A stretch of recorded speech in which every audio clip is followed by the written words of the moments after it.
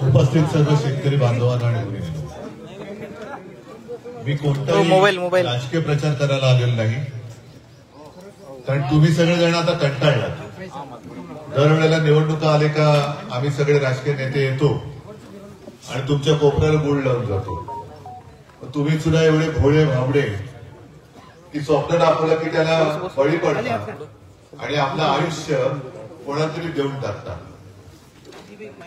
मराठवाड्यावरती आणि एकूणच महाराष्ट्रावरती या गेल्या वर्षभरात आपत्ती मागून आपत्ती कोसळते. पाऊस थांबायचं नावच घेत नाही.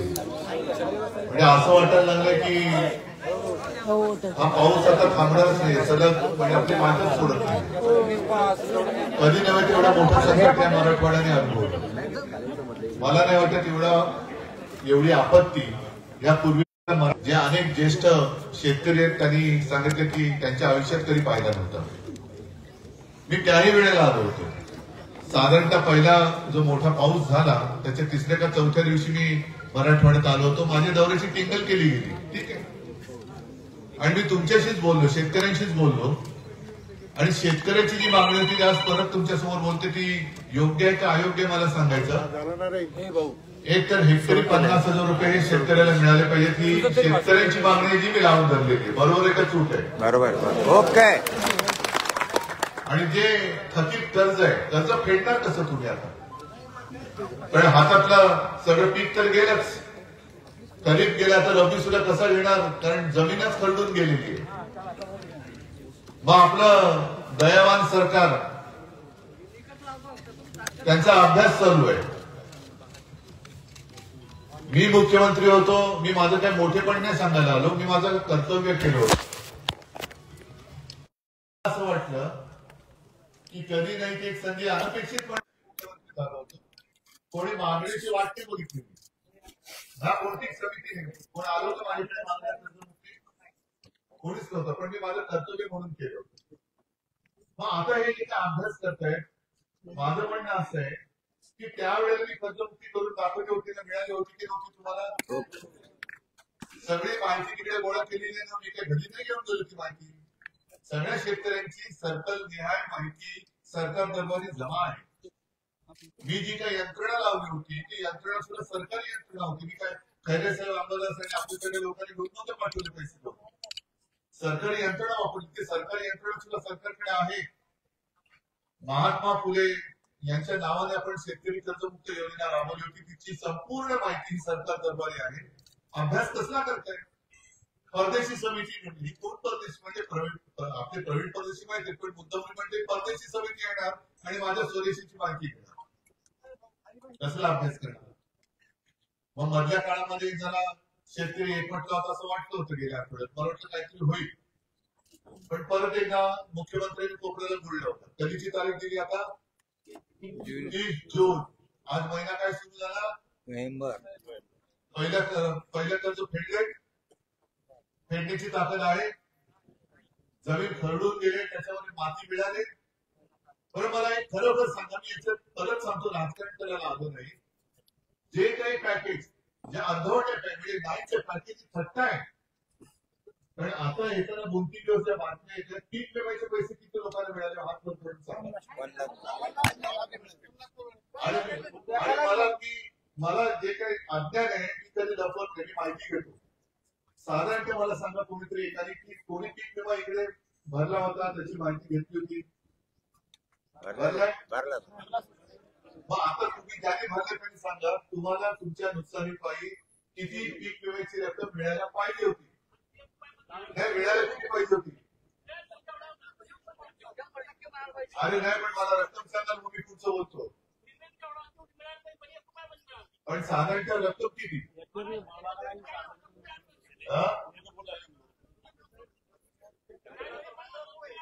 40 ते 50,000 रुपये. एकरी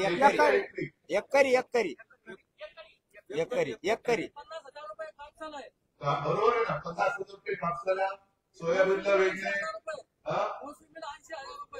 मोसंबीला 80,000 रुपये. अरे पण तुम्ही बघा, मी काय बोलतो मी कसे घ्या, तुम्ही खोटं बोलताय. का बोललो? काय पीक विम्याचे पैसे मिळायला लागले. आणि आपल्याला किती मिळाले? रुपये नाही मिळाला, रुपये नाही मिळाला, 2 रुपये, 1 रुपया भी मिळाला नाही. 2 रुपये 2 रुपये 2. हा, पालघर जिल्ह्यामध्ये ठाणे जिल्ह्यामध्ये 2 रुपये 30 पैसे मिळाले ना तुम्हाला? भेटले. काय म्हणताय?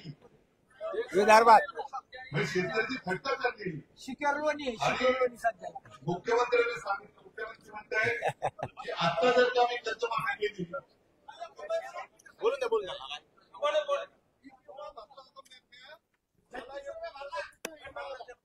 जरा मोठ्यात बोला. 89 रुपये मिळाला म्हणलं मला. 89 रुपये किती मिळालं पाहिजे होतं? 42 रुपये भरलेच नाही.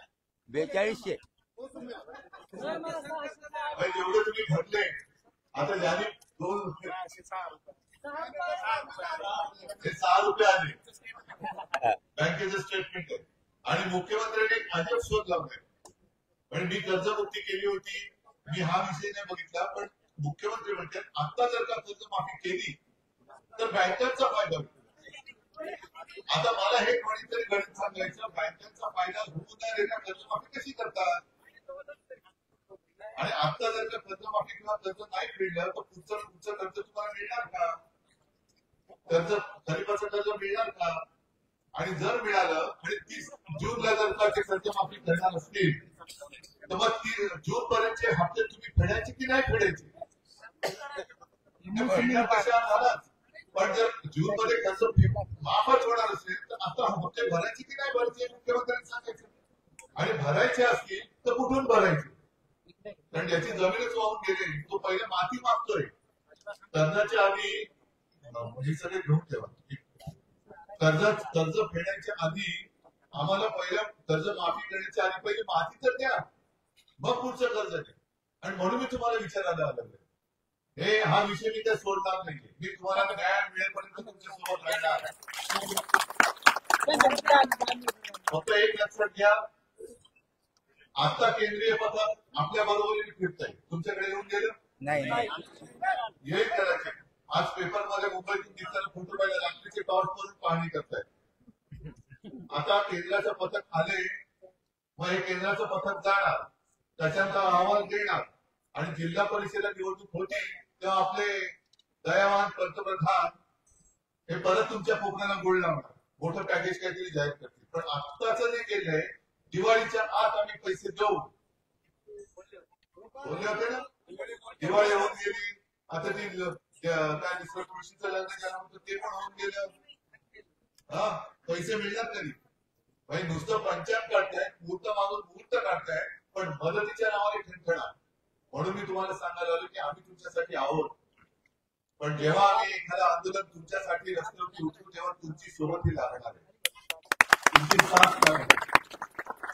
एक 8-15 दिवसापूर्वी छत्रपती संभाजीनगरमध्ये मोर्चा काढला होता. आता एक ठराविक मुदत, मी तर म्हणेन आम्हाला जूनची मुदत मान्य नाही, आत्ताच्या आत्ता कर्जमुक्ती करा. ओके. तातडीने 50,000 रुपये इकडे द्या. आणि ते केलं नाही तर तुमच्या निवडणुका तुम्ही लावताय. आता निवडणूक काढून घेण्यासाठी म्हणून मी आज जूनचा वायदा केलेला आहे. कारण नगरपालिका परिषद यांच्या त्याने आचारसंहिता लावली, म्हणजे तिकडे काय बोलायचंच नाहीये. आणि मग तिकडे जिंकल्याचा आविर्भाव केला, कारण मतचोरी हा तुझा विषय पोहोचला की नाही तुमच्यापर्यंत. म्हणजे एक तर खोटं बोलायचं.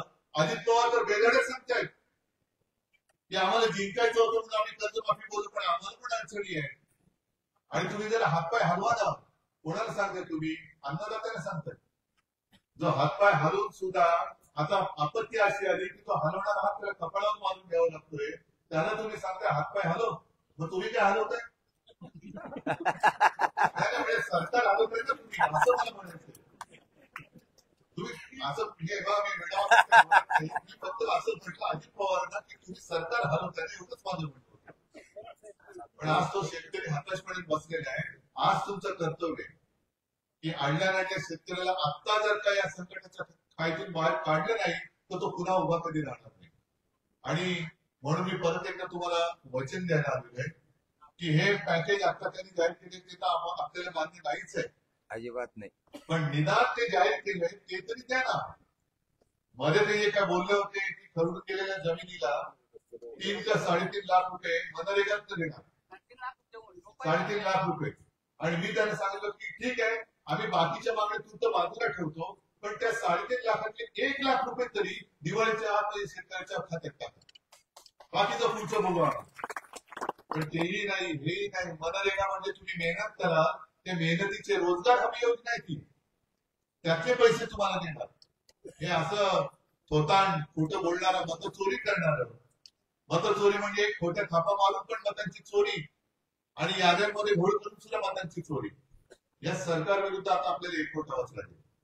म्हणून मी सगळ्यांना नेहमी सांगतो की तुम्ही शेतकरी म्हणून एकवटत नाही तोपर्यंत तुम्हाला कोणी न्याय देणार नाही. शेतकरी म्हणून एकवटवा. शेतकऱ्याची ताकद, अरे तुम्ही त्या मातीचा कोंब फोडता तर शेतकरी या सरकारला पाजर नाही फोडू शकत. या सरकारला पाजर नाही फोडू शकत. शेतकऱ्याची ताकद काय असते ती दाखवून द्या पाहिजे, आणि ती दाखवण्यासाठी आम्ही तुमच्या सोबत आहोत. तुम्ही काळजी करू नका. बाकी कोणी येऊ न येऊ, मी आज मत नाही मागायला आलो. मी तुमच्याच लढ्यासाठी तुमची साथ मागायला आलो. लढा तुमचाच आहे, लढला न्याय मिळून देणार. आणि हे जे काय आता विम्याचे पैसे वगैरे जे काही येतात नाही, आता जसं त्याला 6 रुपये मिळाले, 3 रुपये, हे सगळं एकत्र करून आपल्या इथल्या कार्यकर्त्यांना द्या. दत्तांची काय ओळख करून द्यायची गरज आहे. आता त्यावेळेला लढलो होतो, बाहेरून मतदार आणले आणि पराभव केला. तुम्ही असेच बसला. 20,000 मतदार, हे मत चोरी बोलतो ती हीच. हे धडकपणाने सांगताय, कोणत्या वाकडे करणार. बाहेरून 20,000 मतदार घेऊन आलो आणि आम्ही जिंकलो. अरे लाज वाटली पाहिजे, लाज वाटली पाहिजे. बरं आता बसल्या तर बसलाय, दे ना माझ्या शेतकऱ्याला काहीतरी दे. पण काळजी करू नका. ठीक आहे, सरकार येतं, सरकार जातं, पण तुम्ही आणि आम्ही जागच्या जागी राहतो. आम्ही तुमच्या सोबत आहोत आणि तुम्हाला न्याय मिळवून दिल्याशिवाय राहणार नाही. फक्त ह्या सगळ्या गोष्टी ज्या ज्या तुम्हाला अनुभवाला येतील, ते आता दत्त गोल्डे बोलले ना, प्रशासनाच्या सगळ्या गलथान कारभारामुळे महापूर येऊन गेला.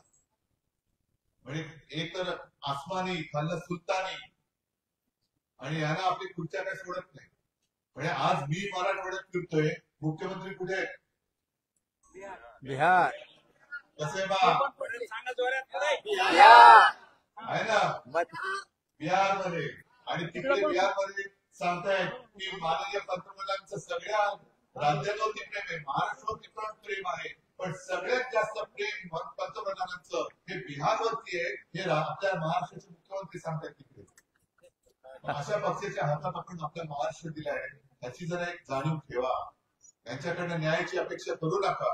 आपल्याला स्वतःला, म्हणजे तुम्हाला सगळ्यांना हे सरकार ताब्यात घ्यावं लागेल. ते घेण्यासाठी शेतकरी म्हणून एकवटा, आणि ती जी काही ताकद आहे तिची वज्रमूठ जर लवकरात लवकर सरकारने हे आपलं जे मागणं आहे कर्जमुक्ती ही पाहिजे, जोरात बोला, कर्जमुक्ती झालीच पाहिजे. 50,000 रुपये हेक्टरी मिळालेच पाहिजे. आणि ते मिळत नाही तोपर्यंत सरकारला दार उघडं करायचं नाही, सरकारला दाराच्या बाहेर ठेवायचं. मंजूर. पण ठीक आहे, आम्ही तुमच्या सोबत. जेव्हा मी तुम्हाला आंदोलनासाठी हाक मारेन त्यावेळेला मात्र प्रचंड संख्येने तिकडे तुम्हाला यावं लागेल, आणि मग तुम्हाला मी न्याय मिळून दिले. ठीक आहे, सगळ्यांना धन्यवाद देतो. जय हिंद, जय महाराष्ट्र.